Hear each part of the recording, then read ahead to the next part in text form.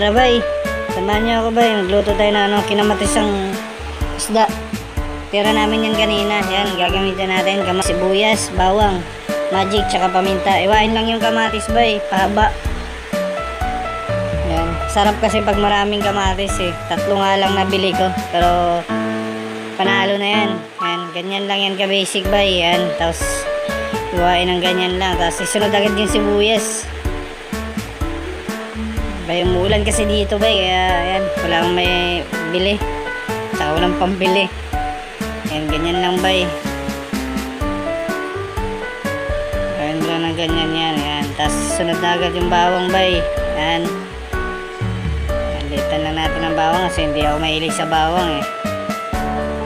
Yan, pag okay na yan bay, painit na tayo ng kawali. Yan, tapos lagyan na natin ng mantika.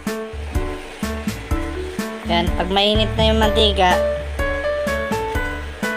lagyan na natin yung gigisay natin. Umpisa natin sa bawang.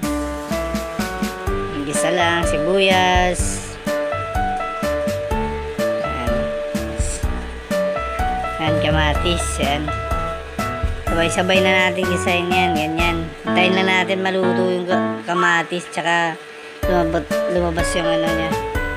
Sarsa niya, yung sauce niya. Yan. Diba? Naglapit na yan. Yan. Tapos, lagyan natin paminta. Tsaka magic. Yan. Hindi ko na nilagyan ng asin kasi maalat naman yung ano, fish eh. Yan. Tayo lang natin malata pa yung ano. Lumabas yung katas niya talaga. Yan. Tapos lagay na natin yan mamaya yung ano, fish. Ayan, lagay natin yung fish. Ayan. Lahat na natin. Ayan. May kagat pa yung isa yan. Ayan, tapos anayin lang natin ba yan. Patong lang natin yung mga ricado sa ano yan.